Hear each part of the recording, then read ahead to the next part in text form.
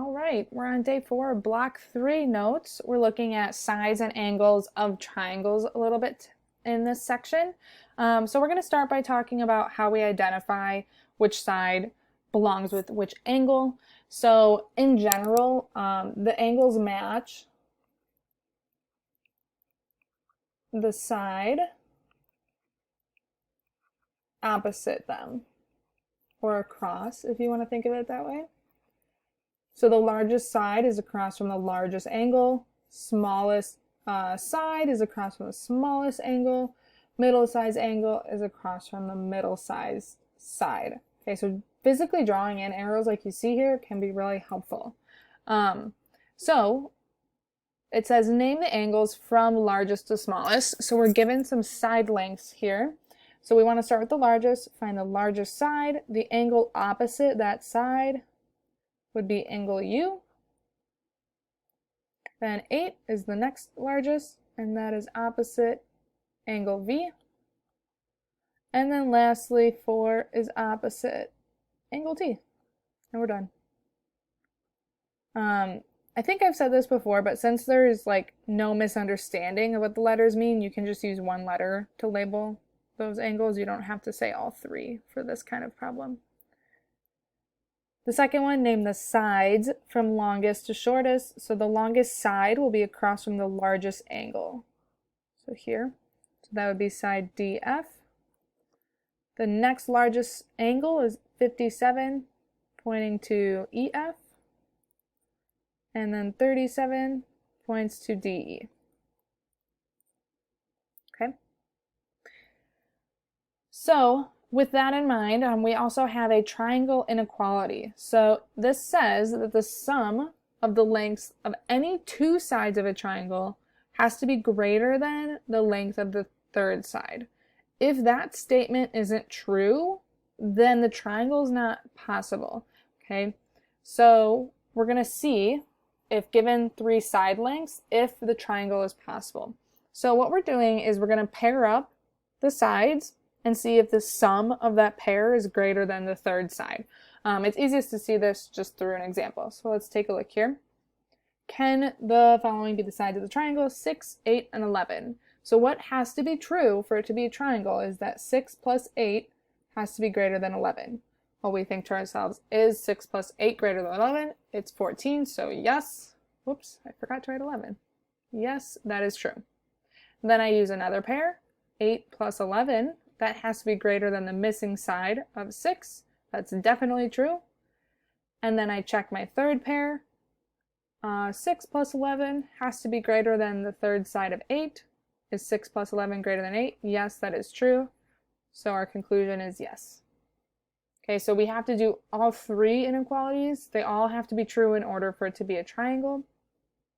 Let's try one more.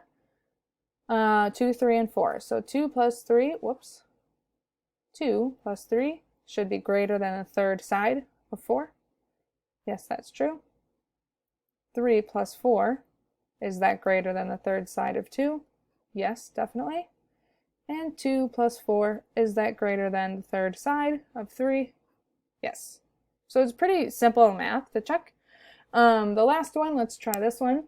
5, 7, and 12. So is 5 plus 7 greater than 12? 5 plus 7 is 12. So it has to be greater. It cannot be equal. So this is not true. So even one of them not being true, then the answer is no. Okay, that means we have a triangle that looks like this. One side doesn't reach. Okay, so this is not a triangle because 12 is not greater than 12. It's equal to 12. All right. Okay, so you have some that I want you to try on your own here. So try A, B, and C on your own, see if they can form a triangle or not.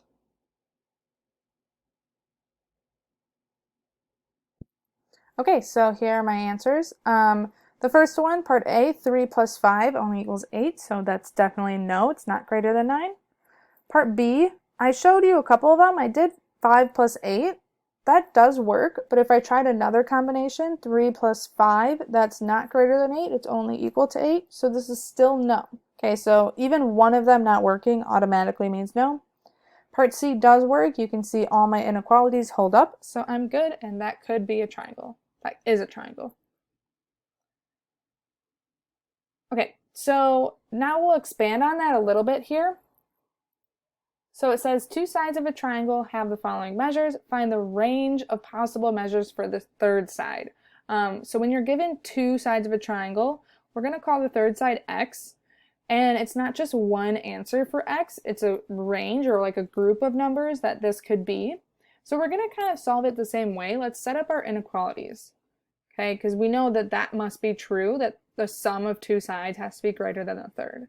So for example, 9 plus 5 has to be greater than whatever x is. That means I can simplify. 14 has to be greater than x, or another way to think of that, x has to be less than 14.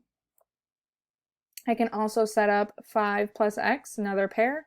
That has to be greater than the missing third side of 9. I'm going to solve that for x. Subtract 5 from both sides. So x has to be greater than 4. My last pair would be 9 plus x has to be greater than 5. Now when I solve this one, I get x has to be greater than negative 4. That doesn't make sense. Remember, x is a side length, so our side length can't be negative. So we're just going to eliminate that from our thinking. We don't really care about that pairing. It's these two that help us figure out the range. So what we see here, if I'm saying these inequalities out loud, x is less than 14 and x is greater than 4. Another way to think of that, x is between 4 and 14.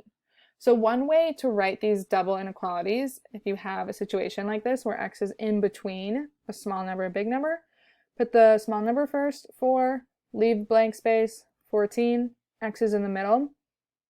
Then both of your inequalities, I'd say like point to the left. They'll both be less than signs, right? So x is bigger than 4, less than 14. It's somewhere in between 4 and 14. Okay, it can be any of those options, 5, 6, 7, 8, 9, 10, whatever. Those would all be possible triangle lengths. Okay, so see if you can do the last one on your own.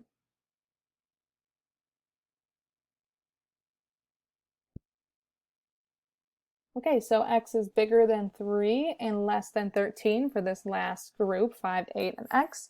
You can see my calculations. The one that didn't work, x is greater than negative 3, doesn't make sense. And then I have my final inequality over here.